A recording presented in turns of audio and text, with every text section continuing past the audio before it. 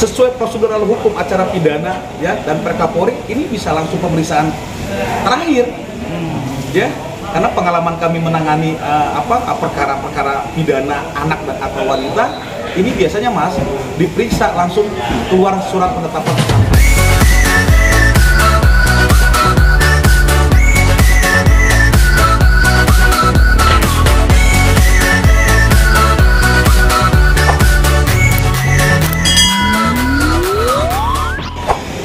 Oke, Mas Muhammad, melihat kasus Fadil sudah naik ke penyidikan, Abang sendiri sebagai praktisi hukum melihatnya seperti apa ini? Atau mengikuti juga nih dari awal kasusnya?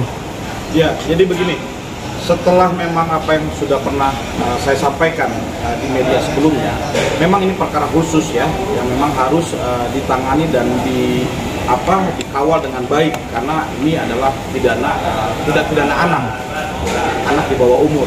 Dengan proses yang sudah disampaikan oleh Humas Polres Jaksel ya, bahwasannya perkara yang dilakukan oleh Nikita Mirzani sudah naik sidik ya, yang artinya ini sudah penyidikan ya. Kalau proses penyidikan ini sudah dipastikan sudah cukup terang peristiwa pidana ya atau tindak pidana yang dilakukan dugaannya oleh terlapor.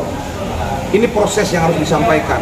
Sidik otomatis apa yang disampaikan kemarin ya dalam berita sebelumnya, maka proses sidik ini selanjutnya akan dilakukan SPDP ya. Apa SPDP itu? Surat perintah dimulainya penyidikan dari Polres Jaksel untuk dikirimkan kepada Kejaksaan Negeri Jakarta Selatan ya, karena ini sudah masuk tahap penyidikan seperti itu.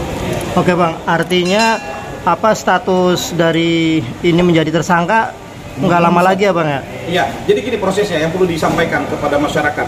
Pertama, ketika memang sudah gelar perkara dan ternyata dinyatakan berita sebelumnya adalah naik sidik, maka ini sudah dipastikan proses penyidikan ini sudah terang, cukup bukti ya, penyidik sudah menemukan ini adalah tindak pidana perlindungan anak sesuai dengan Undang-Undang Perlindungan Anak. Itu yang pertama. Kedua, penyidik akan menerbitkan SPDP. Ini sesuai KUHP. Surat perintah dimulai penyidikan dikirimkan kepada Kejaksaan Negeri setempat. Karena ini Jaksel, maka dikirimkan kepada Kejari Kejaksaan Negeri Jakarta Selatan. Setelah dikirimkan SPDP, maka akan dikirimkan surat panggilan. Ini yang ketiga. Kepada mana? Kepada siapa? Kepada pihak pelapor dulu. Ya, ini sesuai KUHP. Ya, dikirimkan kepada pihak pelapor, kemudian setelah pelapor pemeriksaan akan dipanggil pihak terlapor.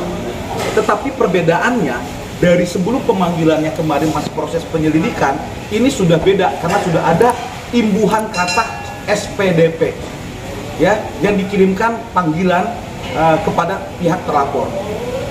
Senyatanya kalau sudah dipanggil ya, pihak terlapor hadir ya dalam konteks SPDP tadi, maka proses penyidikan ini sudah bisa dipastikan akan lanjut untuk menetapkan tersangka dalam tindak pidana perlindungan anak seperti itu. Oke Bang, pemanggilan untuk terlapor, apakah kemungkinan langsung ditahan si terlapor atau seperti apa Bang?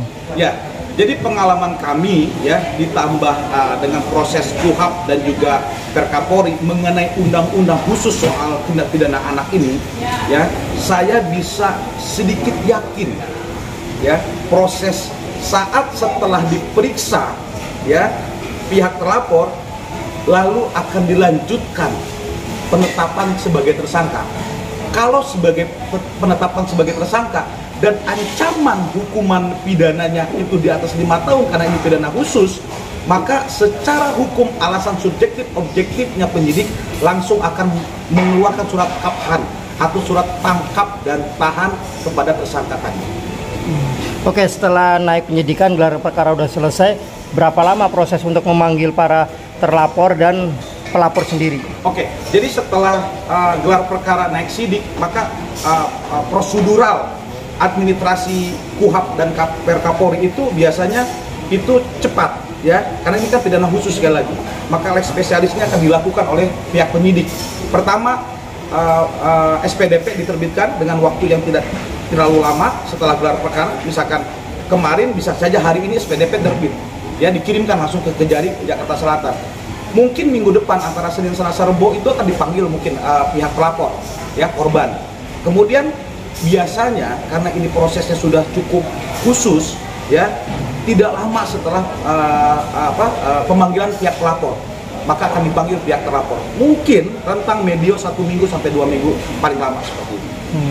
Nah, pemanggilan pelapor sendiri dalam hal ini nih, kita untuk kepentingan apa lagi, Bang? Jadi gini, memang ini prosedural sekali lagi, Mas, ya. Prosedural itu tentunya kan untuk memenuhi apakah ada keterangan tambahan baru, ya, atau misalkan setelah gelar perkara penyidik memastikan ini ada pasal baru dari hasil gelar perkara tadi, maka tentunya keterangan pihak pelapor akan terus disempurnakan gitu loh. Makanya ada pemanggilan tambahan kepada pihak pelapor.